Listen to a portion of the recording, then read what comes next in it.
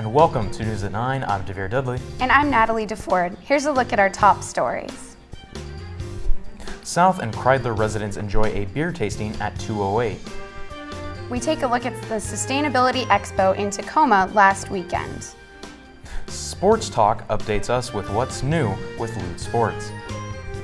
All that and more next on News at 9. Six-time Nobel Peace Prize nominee Dr. Steiner visited PLU to talk about dialogue and its importance. This was one of the many trips Dr. Brin has made to PLU. Communication professor Dr. Amanda Feller invites him back each year to stress the importance of dialogue and conflict management. So the question usually comes up is, what is dialogue, right? Because most people use the term to mean politics, discourse. We need to sit down and have a dialogue, when most of what people mean is a negotiation or a talk. Dialogue is something very, very specific, and it's very powerful. Honestly, I think that throughout that meeting, it wasn't all that much movement toward each other. It's not, as I said, as if dialogue is a magic fix. It's more that conversation starts and you are confronted with a different perception of reality. Because as long as Serbs live among themselves, Albanians live among themselves, the same stories are told over and over again. And you start to think this is normal until you hear another interpretation. People are desperate to be heard, but are never asked questions. And when you ask questions in a particular setting, and you ask those questions in a particular way, it suddenly opens up parts of people that they've closed off, that they've put barriers around, because they've come to expect that no one is going to actually hear or see them. Steiner talks about dialogue making people visible, and a lot of us feel invisible. Students are encouraged to learn about dialogue and healthy communication through the Nansen Dialogue Network's website. Students can also engage in a conflict resolution class from the communications department. South and Kriedler Residence Hall community assistants invited those 21 and older to a beer and cheese tasting at 208 Garfield on Monday. Associate Professor of Biology Amy Siegsmund talked to students about the fermentation process. Dining and Culinary Services sous chef Eric Swenson answered questions about the beers, which came from Washington and Oregon State breweries. For $6, students were able to test 5 different locally brewed beers and 4 separate cheeses. They then were able to try different pairings of the beers and cheeses to see what they preferred. Ukraine's new leaders accuse Russia of declaring war. U.S. officials estimate Russia has 6,000 ground and naval forces in an occupation position in Ukraine's Crimean Peninsula. Andrew Spencer reports the rapidly escalating crisis has raised fears of a potential conflict. Americans of Ukrainian descent and others took to the street in New York. Russian hands off Ukraine! Russian hands off Ukraine! They marched together toward the Russian consulate, protesting what some see as a power grab by Russian President Vladimir Putin. No, it's important for Americans to understand what's going on. I mean, for those of us old enough to remember the Soviet Union, no one wants to return to the Cold War. And that potentially is exactly what we have. Across the U.S., similar protests took place in Washington, D.C. and San Francisco. But not everyone feels the same way. In Crimea, an autonomous region of Ukraine with strong loyalty to Russia, a former soldier stands outside a Ukrainian military base waving a Russian flag. A Ukrainian defense official says Russian troops surrounded 3 military bases, demanding surrender. Putin mobilized ships in the Black Sea, citing a threat to Russian citizens and military personnel in Crimea. A senior U.S. administration official said by late Sunday, Russian forces had, quote, complete operational control of the Crimean Peninsula. Ukraine's new leaders accused Russia of declaring war, responding by mobilizing troops and calling up military reservists. U.S. Secretary of State John Kerry is set to arrive in Kiev on Tuesday. He has condemned what he calls an incredible act of aggression on the part of Russia, and he warns economic sanctions could follow. I'm Andrew Spencer reporting. Winter weather and California's severe drought could drive up prices of some of your favorite grocery items. Milk prices could rise as much as 50 cents a gallon in the next few months. Experts blame rising demand in China, and cold weather across the U.S. is making it more expensive for farmers to keep dairy cattle. Beef is also about to get more expensive. The U.S. Agriculture Department says fresh cuts of beef could raise an all-time high of more than $5 a pound. Dry conditions in California could also affect fruit and vegetable prices around the country. Target is shaking up its leadership in the wake of a data breach that impacted millions of its customers. The company is replacing its chief information officer. It's also hiring for 2 new top positions that will aid in making sure that the company's security practices are top-notch. All 3 positions will be filled by internal hires. Hackers tapped into an online portal for vendors and stole the information of 110 million Target customers last year. The Los Angeles City Council has voted to ban electronic cigarettes in some areas of the city. Tuesday's vote was unanimous. The new rule changes city code to include e-cigarette use in the definition of smoking. That means using e-cigarettes will be banned from areas of the city where tobacco smoking is prohibited, including bars and restaurants. There is an exemption for vaping lounges, similar to the cigar lounge exemption.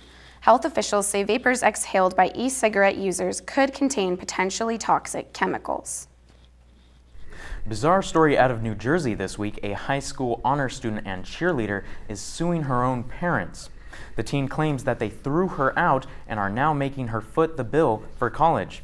Her dad, however, says it's not true. Christina Sloan has more. We're being sued by our child. I'm dumbfounded. So is my wife. So are my other daughters. His daughter Rachel Canning is an honors student and cheerleader at Morris Catholic High School in New Jersey. In court papers, she alleges her parents abandoned her when she turned 18 and are now refusing to pay for her to go to college, despite the fact she's gotten acceptance letters from several universities. Her father tells a different story. I know Rachel is A, a good kid, B, an incredibly rebellious teen, and she's getting some terrible information. He claims she ran away in November because she didn't want to follow house rules. Living in our house is very few things. There's minor chores, there's curfews. When I say curfew, it's usually after 11 o'clock at night. Rachel did not want to be interviewed. She is staying with her best friend's family, attorney and freeholder John Inglesino. He is funding the lawsuit, telling CBS 2 News it's the only way the bright and focused teen will be able to go to a college appropriate for her to become a biomedical engineer. Rachel, who has a $20,000 scholarship, says the University of Vermont, a private college, is her first choice. Are you refusing to pay for her college education? Yeah, I reject the whole question on that, the whole premise. We have a college fund that's available to her. There's no doubt about that. But it's the equivalent, like I said before, it's the equivalent of going shopping at a high-end store and sending somebody the bill. Rachel Canning says she didn't run away, but was given the option of dumping her boyfriend or getting out. Me and my wife are distraught. Both sides will be in court on Tuesday. Rachel Canning wants the court not to emancipate her because under the law, parents have a legal obligation to support their children if they can't stand on their own financially. In Morris Plains, New Jersey, Christine Sloan, CBS 2 News. People wait in long lines and even camp out to get their hands on new Apple devices as soon as they're available. But they drag their feet when it comes to purchasing another piece of technology that could greatly improve their lives: hearing aids. Hearing aid manufacturers and audiologists hope a new collaboration with Apple will help. The technology giant and Danish hearing aid company GN Resound have developed a new hearing aid that's compatible with the iPhone, iPad, and iPod Touch. It's called Lynx. The device syncs wirelessly with the newest Apple mobile devices.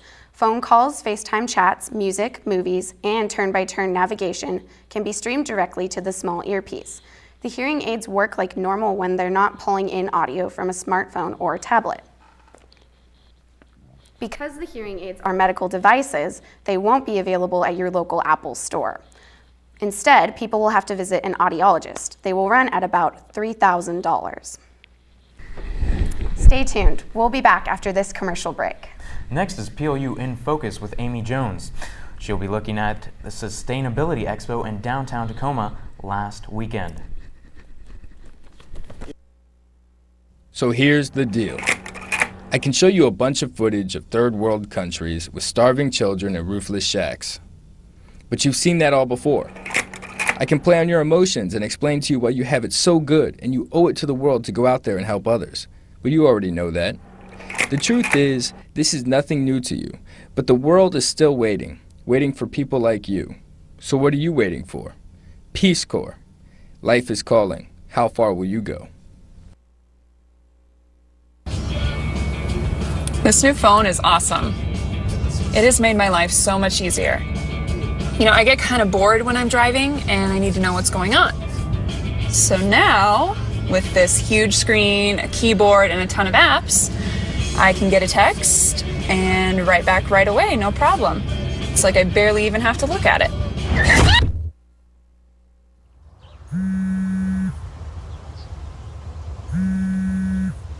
Welcome back to News. Last Saturday, POU students and staff joined community members and local businesses at the annual South Sound Sustainability Expo at the Tacoma Convention Center. The Sustainability Expo was originally started in 2007 and was hosted at POU in 2008 before it became large enough for the city of Tacoma to take over organization of the event. Both the Sustainability Department and the Chemistry Club had booths at the Sustainability Expo. The Sustainability Expo started about 5 years ago, and it actually was originally a student summit and an expo. And so it was a way for students to come together from different universities in the Puget Sound area and talk about sustainability. I'm Alex Wisbeck, and I'm with the POU Chemistry Club, and we just went to the South Sound Sustainability Expo last weekend. We brought a presentation on biopolymers and biodegradable plastics. So you might have seen them in the UC. They say they're compostable or degradable. What does that actually mean if they're not just like a wooden spoon? And we wanted to answer people's questions and show them that it was something that they could adopt into their own lifestyle, whether they're just a consumer or if they're like an organic farmer. It's something that they could put into their compost without issue. And I think we were really able to help people bridge the gap between ideas that we have in school at POU or in our research and practice, people that are actually buying products or running a farm, and hopefully make a difference in the community. I think for the Chemistry Club itself, like each of us benefited personally to a great deal. Like we were able to expand our presentation skills and really get out of our small comfort zone and see the broad applications of the almost microscopic work that we're doing in the lab. Like we learned a lot. Some organic farmers, just having conversation with them, they're like, okay, well, if I have this biodegradable plastic, how fast will it work? And really seeing the realistic applications was useful for us. The Sustainability Expo is a really great way for people to get involved and see what's actually going on. I think a lot of times people are overwhelmed and they don't really know, what can I do? What are the things that are already being done? So it's a really good way to get off campus and see not only what's going on in our neighborhood, but what's going on in other schools and what's going on as far as work opportunities or job opportunities in the sustainability fields.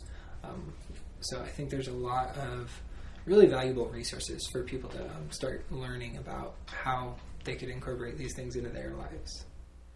The Chemistry Club has been involved with green chemistry for multiple years and have resulted in the club winning the Green Chemistry Student Chapter Award 3 years in a row. The Tacoma Farmers Market and the Proctor's Farmers Market collaborated together to greet the Sustainability Expo guests with the Farmers Market. Another really exciting piece of the Sustainability Expo is, I think it was a couple years back, 1 or 2 years ago, they started inviting local farmers to come to the market and set up a farmers market at the entryway to the expo. So I think this is a really important piece because a lot of times we talk about sustainability and we talk about energy efficiency and water efficiency, but if we don't discuss where our food comes from and the associated impacts of our food systems, I think we're not talking about sustainability or holistic sustainability.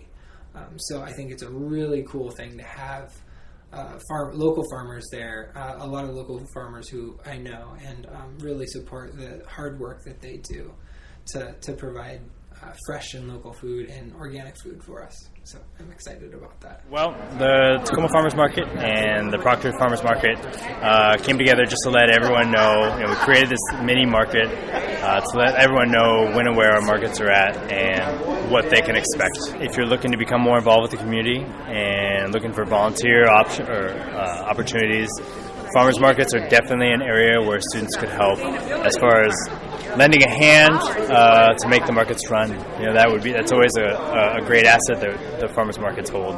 Another reason to be involved with the market is just to get started in being involved with your local community and buying local.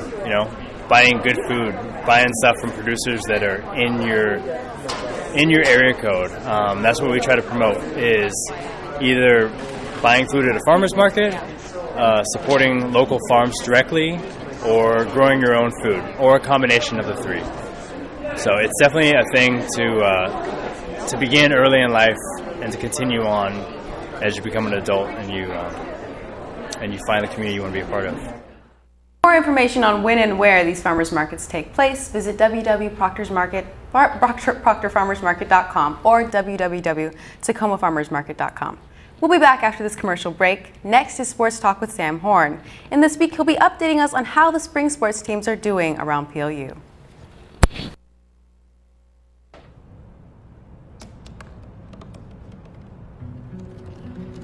They said I couldn't dream.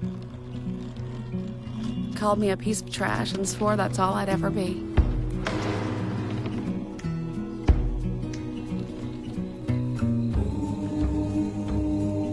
Said a bottle couldn't see the ocean.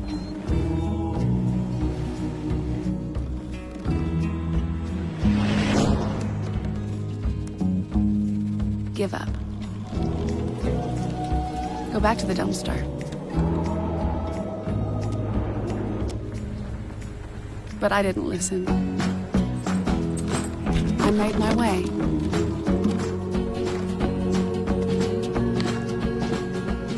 And now, I am what I've always wanted to be.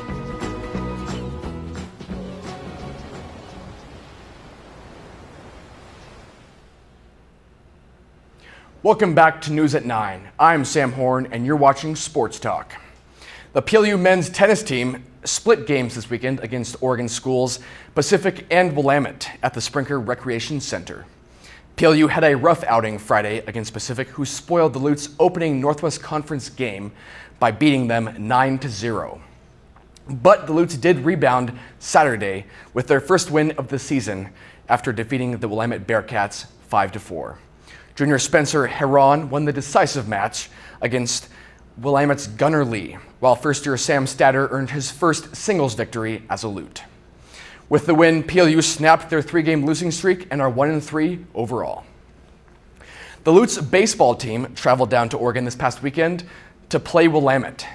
PLU won 2 games this past weekend, but had their 3rd game canceled due to rain. The first game marked the opening of Northwest Conference play, with the Lutes winning 2-1. Senior Dominic Corsi and junior Colin Nilsson scored the all-important runs. The second game turned out to be a historic day after junior Chris Bishop threw the first 9-inning no-hitter in PLU history on the way to a 10-0 win against Willamette. Bishop struck out 5 batters and only walked 2. He threw 108 pitches during the impressive outing. I just kind of tried to do the same thing in the dugout, like go out there, pitch, come in the dugout, and just kind of hang out with the guys and not really put too much pressure on myself. Not even really think about the hits. I ended up getting to the 7th inning, and I gave up a pretty deep fly ball. The kid hit it pretty well, and Don Corsi ran it down. And after that play, I heard his dad up in the stands. He's like, 8 more, 8 more. And I didn't realize that it was that close to the end of the game at that time, and I was like, oh, wow. It was just kind of a cool feeling to know that I'd gone that far without giving up a hit, honestly. The Lutes can thank Nilsson, Corsi, senior Alec Beal, junior Clay Troshinsky, and sophomore Tyler Thompson for earning the team a season-high 10 runs. The Lutes improved to 7-4 overall. Chris's no-hitter was, I've been involved in no-hitters before, but that was a pretty special day.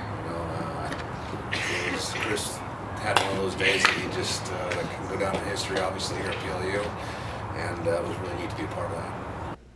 The Lutes are unbeaten in conference play. The team will take on Whitman at home this Saturday. Game time is set for 11 a.m.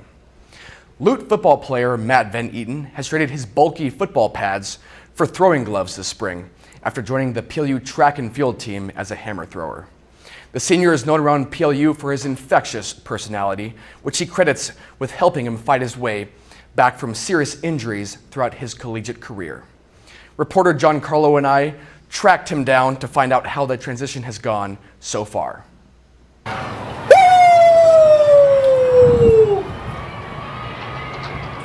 The sound you just heard can only be bellowed by senior Matt Van Eaton, who is finally participating on the PLU track and field team as a hammer thrower.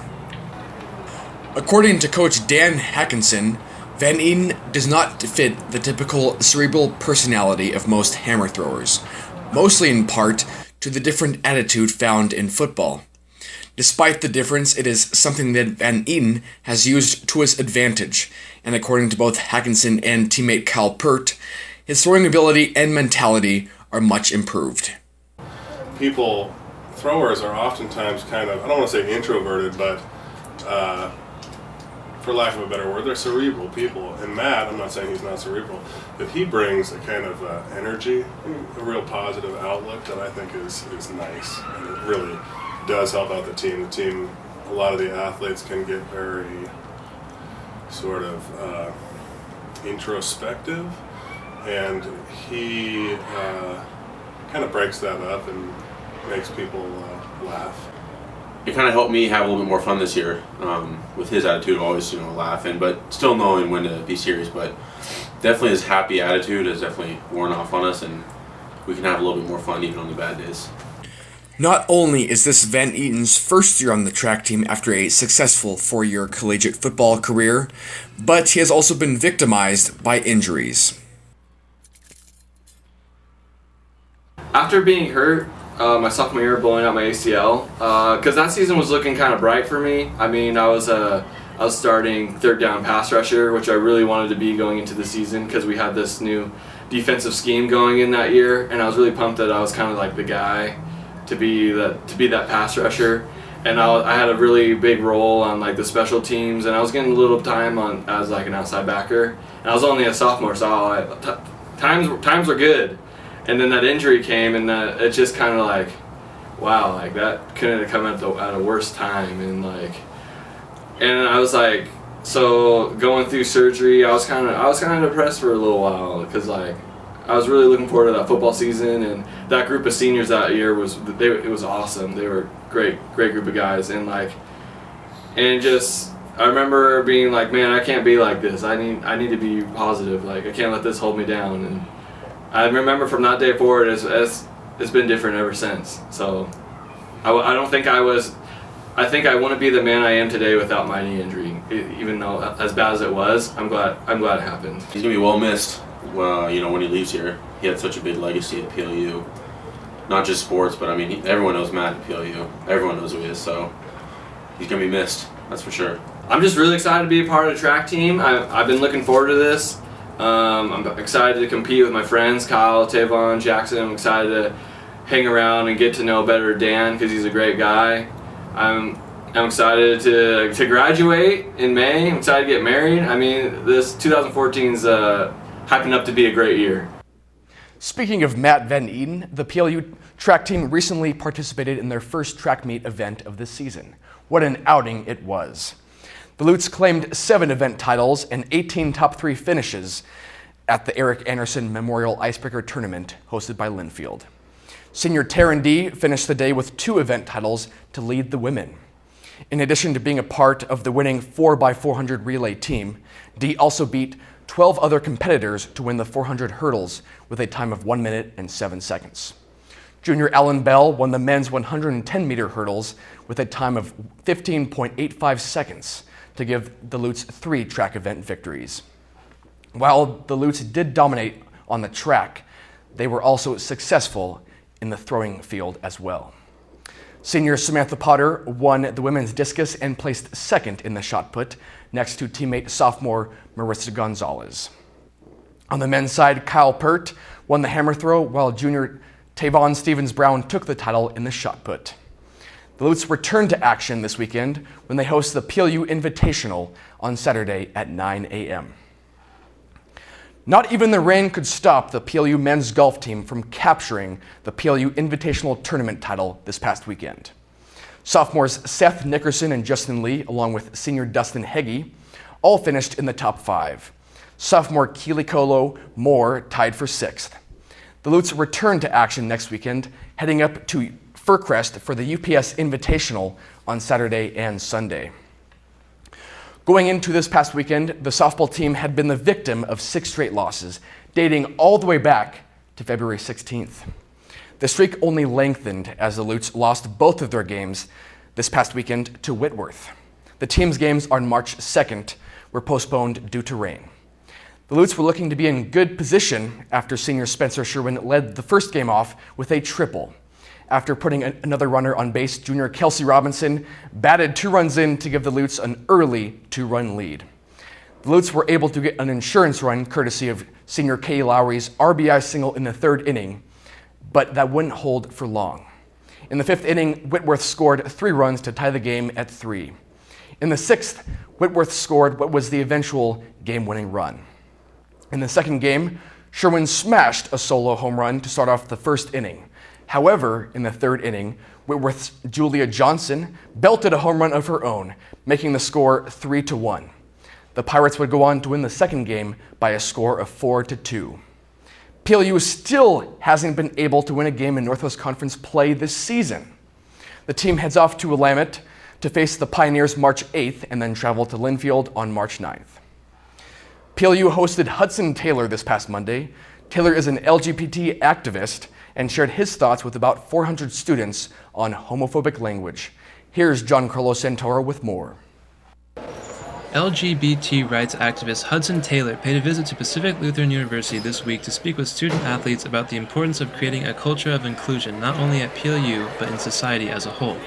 The event was provided on behalf of the Student Athlete Advisory Committee, or SAC, in order to spread awareness of how to help homosexual athletes feel comfortable coming out. I think the best way to create a culture of inclusion is to say what you're for instead of what you're against. I think that more often than not, people would agree that discrimination is a bad thing, that somebody being made fun of is a bad thing. So I think if we focus on the areas where we can agree, then we can actually get to where we want to go. And so, obviously there's lots of different ways that you can do that, but I think it's just about being respectful to start out, and then if we can all start with that baseline, we can get more educated about the nuances of what that looks like in day-to-day practice.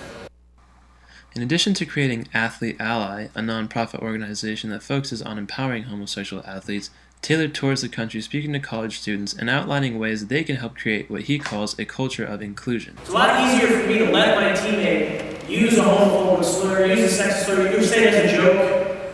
It's probably more often the case. It's a lot easier for me to not call it out than it is for me to challenge it.